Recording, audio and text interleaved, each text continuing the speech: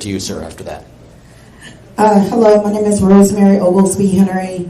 I am the CEO and founder of a local nonprofit, Rosemary's Babies Company, that provides support for teen parents and families in Greater Cincinnati.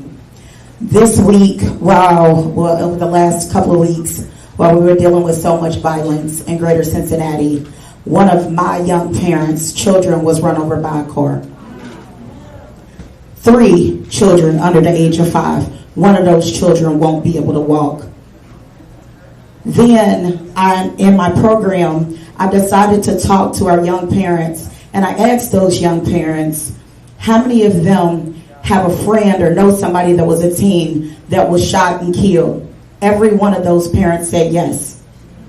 In fact, my own son, that I never exposed to any violence because I believed in the American dream and I tried to pull him up out of there, this year has seen more than a dozen of his friends within that same victim system. And so what it led me to ask, especially when this young father, he's 16 and he's so bright and he's so fun. And when I asked all my teens, did they have a gun? Several of them did. And when I asked them why, they said that they did not feel protected. And I have a problem with that because you come from a 2-parent home and you live in a nice area and we have the police. But what I'm trying to figure out is, why do they feel that they need to protect themselves because they get a threat on Facebook? And the automatic is, where I used to fight, I grew up in Avondale, y'all. Now, when somebody threatens them, they're fearful that they're going to take their lives. And so my question for the kids that I talk to within my organization, that I not only preach to protect your children and protect your person and protect your babies, but I also teach about causes and consequences. So if you do pull that gun to protect yourself, you might end up doing life and you lose the chance to see your baby grow up and they end up in the same cycle as you. So we need to do more of that. But my question is also this: how do we retrain families, the media, government, and even our leaders to start speaking positive life instead of fueling violence and fueling hate, so that these kids feel the need to protect themselves and go get a gun? That's my problem. Thank you for sharing that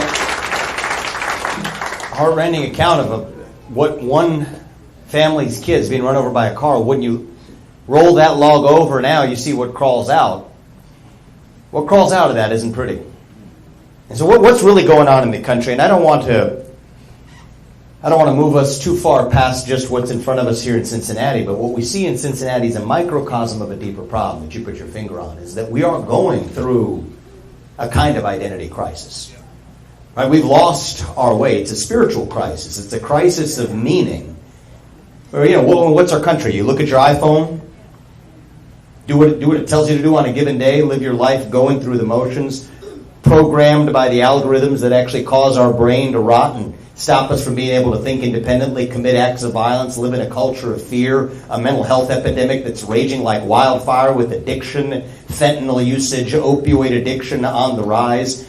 Yeah, there's a deep epidemic. It's a cultural epidemic of fear, of a mental health epidemic, of a loss of spiritual purpose and meaning that we got to bring back. And everything else we're talking about, I believe with you, is a symptom of that deeper void. And to our friends on the left, I will say, for a while they had a prescription for what fills that. It's a kind of victimhood culture. Race, gender, sexuality, climate. Maybe it's not my fault, it's not my responsibility, it's what somebody else did to me, and then what is somebody else going to do to fix it? To your question, there's a different answer to that question. It isn't what you expect somebody else to do, it's what we expect all of us to do. Not just some elected official in this deeper sense for our culture. We've got to fill that spiritual void, that moral void, with the real thing. Individual, family, nation, and God beats race, gender, sexuality, and climate if we have the courage to stand for what's right, for what's true, to bring back the self-confidence in our young people, to get the cell phones out of the classroom, to be able to actually, at a young age, some people might say this is unrelated. What's he talking about? Make sure kids show up to school. Say the Pledge of Allegiance every morning with a moment of silence to be able to go along with it, to ground ourselves in our actual sense of purpose and identity and who we are, to restore the family unit as the ultimate place of accountability, the best form of governance, better than any form of government known to the history of man. That's what we ultimately are going to have to do to get to the root cause of all of this. I think a revival of faith, or at least belief in something higher in our country, is a good thing that we shouldn't hide from. Fills that spiritual vacuum. But in the meantime, that's going to be a long project, and we're not giving up on it just because it's a long project.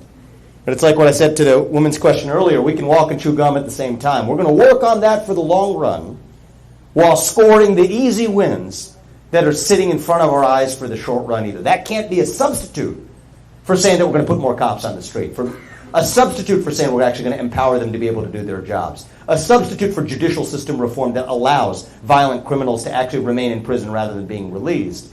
So it's not either or. It's not one of these or the other. There's a deeper moral, spiritual crisis of purpose and meaning.